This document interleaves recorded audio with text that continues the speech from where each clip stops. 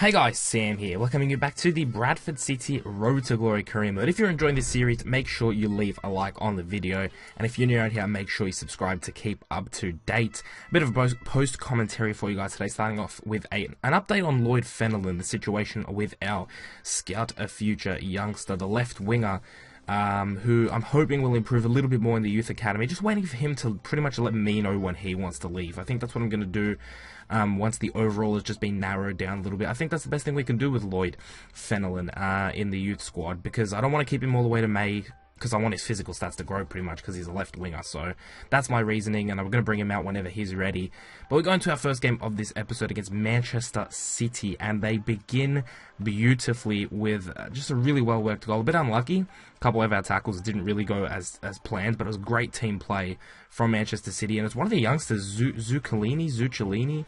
Not really sure. I'm not really, an expert on Manchester City's youngsters, for obvious reasons. But I mean, I very rarely play a Manchester City career mode. Whenever I think of Manchester, I think of United, because obviously we're the bigger club. But I digress.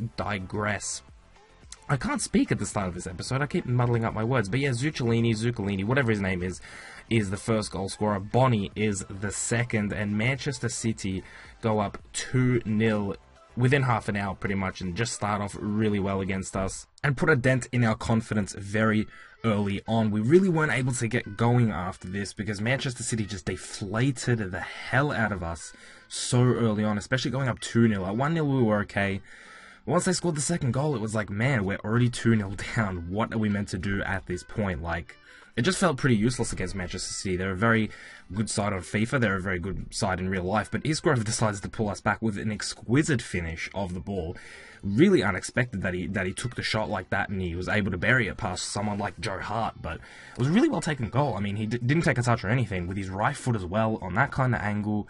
Very surprised Isgrove was able to put that in. It was almost like a chip. It was a very weird shot. Just one of those shots that work out somehow. I don't think it was meant to, but it did anyway. And we ended up bringing one goal back before half-time. So a bit of the confidence came back, which was good to see, because we really did need it. We needed that confidence, especially with Manchester City deflating us. But as I was saying, right before half-time, Man City bring one back. We were able to bring one back, in about the 40th minute, but then they were able to add on and pretty much cancel our goal and keep it 2-0. Not a 2-0, but a 2-goal deficit before half-time. So it was really, really discouraging. A couple of deflections there just didn't go our way, and I felt very unlucky for a couple of these goals. The second goal I thought was the only one where they really just ripped us in half. The first goal was a bit lucky. The second goal was really well taken, and the third goal was a little bit lucky as well. But sometimes luck is on your side and sometimes it's not, and in this game it happened to not be on our side, and Man City kept that 2-goal deficit going in to half-time, and they just really were dominating us. They played very, very well and take the 4-1 lead in the 70th minute with ease. They made it look very, very easy, and the confidence in this team right now is just at an all-time low. We started really, really well in the Premier League against the games in Liverpool and Arsenal. And who was our first game? I believe the first games were Liverpool and Arsenal, weren't they? We started off really, really well, and now it just seems that, the reality of the Premier League has hit us. We've realised how tough of a competition this really is, and how much we're going to have to do to survive, to stay in the Premier League. We're not going to be a mid-table side. We're not going to be a Europa League side. I never expected us to be, but it's a very big reality check that we are a relegation fighting team. We will struggle this season, and we are just aiming to not go back down to the Championship. We can't go back down to the Championship. That's just not an option. But we've got to face the reality. We were a bit, I don't know, maybe I was a bit too confident after the Liverpool and Arsenal games, picking up points against those two teams. This is a big reality check, and I think it's one that we needed desperately. I think when a team loses, they realise what they've been doing wrong and what they need to improve on, and that's definitely what I feel like these losses are going to do for us. But also, it gives us a bit of a reality, it gives us a bit of a base to sort of work off of, and I think that's exactly what we needed. But Norwich is a team that I felt like we could beat. Norwich City, not the best side. In FIFA, they're not that bad, actually. They have a pretty decent side, but I felt like we could probably pull out a result. Sticking with this 4-2-3-1, the narrow one, which I'm not quite sure how that's going to work out in the future. It's okay. I think more often than not, it's just to put the players that I want to play. I like playing with one striker up forward, and I like having Garate in the team. It's just sort of, I don't know if it's the most fluid of formations, but it's definitely a formation that allows me to play the players that I think will progress very well in the team. And I think that's what it comes down to for me, is I want this season to be a big progression season. I want a couple players to really hit that 70 overall and really get going. Gallagher's already hit 70, but I'd like Ingram and Garate to both hit 70. I know that they can both surpass 70, especially Garate with that exciting prospect. I'd like both of them to hit 70. You know, I'm looking at the likes of Harrison Reed and Billy Knott, and even Isgrove to hit 70, and maybe next season make a mid-table or Europa League push. But yeah, big reality check this season so far in, you know, the first like 10 games, but definitely a big reality check. 0-0 against Norwich. So it is a point on the board. It is a clean sheet away from home, so not the worst result, and it was a pretty dull game. At the end of the day, no real chances made. Ben Williams ended up getting the man of the match, and I don't know how he's already gotten a couple of votes to his name. I really haven't been enjoying Ben Williams this season, and I am going to look at maybe doing a swap deal in January, maybe getting rid of him and bringing in somebody. And I don't know who I should swap him for. A couple of people said Jack Anick from Newcastle. Let me know what you think of that deal down below. I'm not sure if I want to do that, or look at maybe someone in the Championship. Tell me some good young keepers that are really cheap.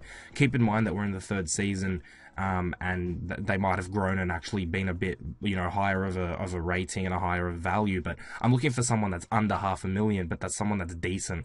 Ben Williams keeps growing. You know, the guy keeps growing overall. Like, he's definitely one of those old goalkeepers. I think it's just in general, old goalkeepers just go up in overall, and he's definitely doing it. You know, he's hit 66, I believe, something around that. So he's still growing, so it's not like I necessarily want to get rid of Ben Williams for nobody. I want to bring him in for somebody good. So yeah, bring in some keepers that are, you know, name me some keepers that are alright, you know, around that mid-60s rating that I could potentially pick up for, I don't know, maybe $500,000. That would be really nice if I could do that, because I have no money, because I've been like, a couple of people have asked for increase in wages, and Ben Williams' value, I believe, is $300,000, so if I could find someone for that range, yeah, maybe I'll sell him. But it's almost like we're forced into having Ben Williams. I don't really have any options going forward, because a lot of my transfer funds have ended up in the wages, because I've had to renew contracts and stuff like that. I've been doing that off screen, of course. I'm not showing him in the videos, but yeah, nevertheless, in this Chelsea game, 2-0, I felt like we actually played very well against Chelsea. Obviously, they had a ton of good chances. This one is actually offside, which is good, thankfully. But we had a ton of chances. I thought this was a very even game, taking out Diego Costa in the last minutes because he's an absolute cunt.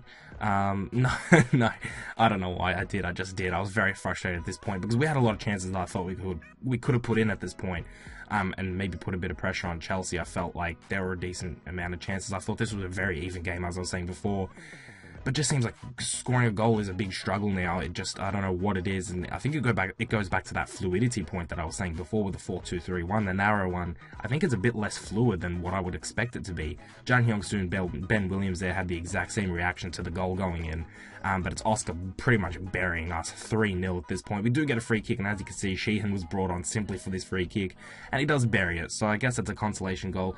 And Sheehan sort of proves his value. He's been having this like saga where he's like homesick, so I don't know if he's going to end up leaving or not. I feel like a couple players might actually end up leaving in January. The likes of Jason Kennedy and Sheehan could be two of them that do leave.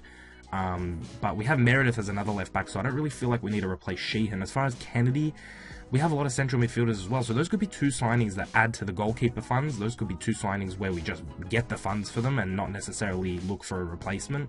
It could work in, you know, two different ways. It could be a disadvantage if we don't bring in replacements, get a couple of injuries, we could be playing some really weak players. But at the same time, if they're just straight funds going into the club and I'm not necessarily looking for new players, it could just be straight up profit, which would also be good. But yeah, we'll have to see how Sheehan and Kennedy end up, you know. But Sheehan gets the man of the match vote here because he just came on and scored a goal pretty much. He got the man of the match vote for being on the pitch for like a couple of seconds, because I brought him on in extra time, in injury time, I should say, for that free kick. But as you can see, 5 shots, 2 on target to 4 shots, 4 on target. I thought it was a very even game. We had more possession, decent passing accuracy. I thought we played well. Just unfortunately going forward, there's just something lacking. I thought that Isgrove would bring us this spark, and he's been playing really well. He's really honestly been playing well. I haven't been showing too many highlights of just people playing well. I've sort of been just showing shots and shots on target and missed opportunities and stuff like that. But Isgrove's done really well on that right wing. But it feels like something is lacking. And Akpom there just pretty much summed up this episode. Just nothing doing. Puts it wide. And Ben Williams lets a goal go through his legs to Wayne Routledge. Not sure what Ben Williams is doing there. But Swansea City go up 1-0. I don't even know what to say to that goal. Like, that was really frustrating. I wrote down in my notes when I was writing down, because I write down like when goals happen and stuff like that. I wrote down bullshit next to this goal. I don't know what Ben Williams is doing, honestly. I don't know. Maybe he wanted to give birth to the ball, so it looked like he laid an egg. Maybe that's what he wanted from the reverse angle, maybe from behind him. He wanted maybe to be a chicken. I don't know, but Ben Williams is just really not impressing me at this moment. I don't know how he's getting man of the match votes, but trust me, he's not getting any from me so far. And Swansea pretty much go up 2-0, and it looks like it's another loss, which means at the end of this episode, we're not going to have a win to our name, which is not good. It's just not good. No wins in these 4 games, it looks like, at this point in time. Who am I kidding you? 87th minute, we're not going to get the win, but you never know. We could get a consolation goal as we did against Chelsea. I love me a good consolation goal. And it's actually Dylan Motley-Henry who puts it past. And this really frustrated me even more about that Akpom chance, because if he just put that in, could have got on a point against Swansea as well, which is no walk in the park. Swansea is a very, very talented side.